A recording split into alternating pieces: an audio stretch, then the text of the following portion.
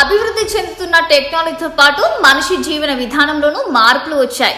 ఇంతకు ముందైతే ఏం కావాలన్నా కూడా వెళ్లి తెచ్చుకునేవాళ్ళు. కానీ ఇప్పుడు స్మార్ట్ ఫోన్ వల్ల నిమిషాల్లోనే కావాల్సిన వస్తువు డోర్ డెలివరీ అయిపోతుంది. ఫుడ్ అయినా ఏమైనా ఇంటికే తీసుకొచ్చిస్తున్నారు. ఇక ఈ ఫుడ్ డెలివరీ గురించి నెట్టింట్లో పెద్ద చర్చే సాగుతుంది.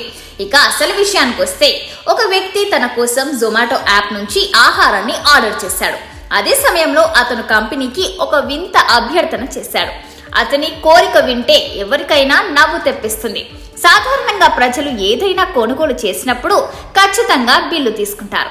అయితే ఫుడ్ ఆర్డర్ పెట్టిన ఆ వ్యక్తి ఆహారంతో పాటు బిల్లును పంపవద్దని జొమాటోను అభ్యర్థించారు. ఇది మాత్రమే కాదు, అతను కంపెనీకి మరో అభ్యర్థన కూడా చేశాడు.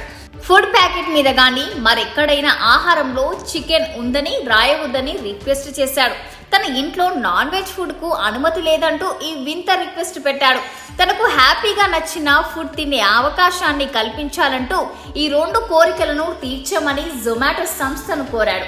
అయితే రెస్టారెంట్ తన కస్టమర్ చేసిన డిమాండ్లకు సరిగ్గా విరుద్ధంగా చేసింది. రెస్టారెంట్ అతనికి ఆహార బిల్లును పంపడమే కాకుండా ఆ బిల్లుపై అతను ఏమి చెప్పాడో, ఏమి ఆర్డర్ పెట్టాడో కూడా రాసింది. ఈ పోస్ట్ చూసిన తర్వాత నెటిజన్లు వివిధ ఆసక్తికరమైన స్పందనలు ఇచ్చారు.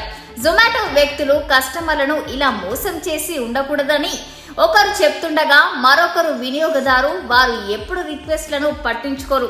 ఈ విషయాన్ని బిల్లుపై ముద్రించండి. అయినా కస్టమర్ కోరిక ఎంత వింతగా ఉందంటూ రకరకాల కామెంట్స్ చేస్తున్నారు.